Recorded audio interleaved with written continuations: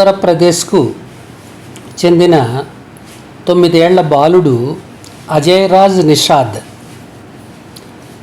ఇతను చాలా ప్రత్యేకమైనటువంటి బాలుడిగా మనం చెప్పుకోవచ్చు. ఎలాగంటే ఒకరోజు అతని తండ్రి చంబల్ నది దగ్గర పని చేసుకుంటూ ఉండగా ఒక మొసలి అతని పైకి దాడి చేసింది. ఆ మొసలిని చూసి ఆ చుట్టుపక్కల ఉన్న వాళ్ళందరూ పారిపోయారు. మొసలి బలంగా ఆ వ్యక్తిని పట్టుకుని నీళ్లలోకి లాగేస్తోంది. ఆ సమయంలో అజయరాజ్ దాన్ని గమనించి పరిగెత్తుకుంటూ వచ్చాడు. అతను భయపడలేదు. చేతిలో ఉన్న కర్రతో మొసలిని బలంగా కొట్టాడు. అతని ధైర్యానికి మొసలి కూడా బహుశా ఆశ్చర్యపడే ఉంటుంది. కానీ అది అతని తండ్రిని వదిలిపెట్టలేదు.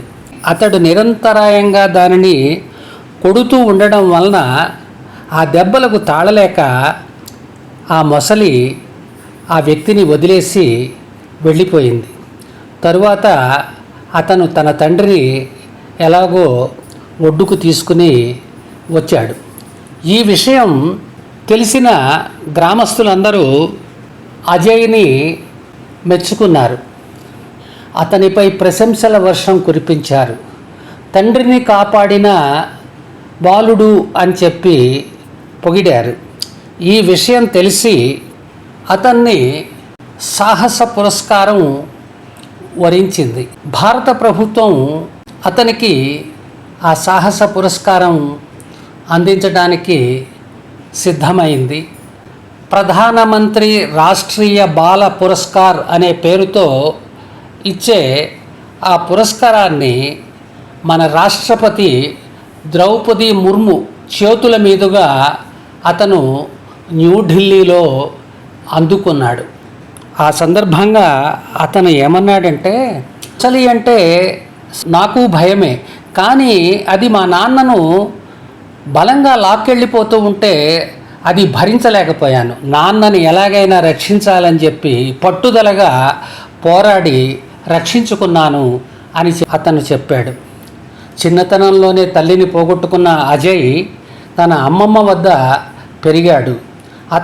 తను పెద్ద అయిన తర్వాత రక్షణ దళాల్లో చేరి దేశానికి సేవ చేయాలని ఉంది అని చెప్పాడు. అజయ్ కోరిక నెరవేరాలని కోరుకుందాం. మొన్న డిసెంబర్ 25 నెలలో ఈ పురస్కారాన్ని రాష్ట్రపతి చేతుల మీదుగా స్వీకరించాడు. అతని తండ్రి పేరు వీర్భాన్. ఈ సంఘటన 2025 జూలై 25వ తేదీన ఉత్తరప్రదేశ్లో చోటు చేసుకుంది. అందరం కూడా అజయరాజ్ సాహసాన్ని స్ఫూర్తిగా తీసుకుని ముందుకు వెళ్ళాల్సినటువంటి అవసరం ఉందని నేను భావిస్తున్నాను.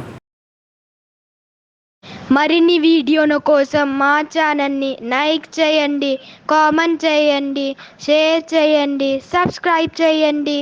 Thank you.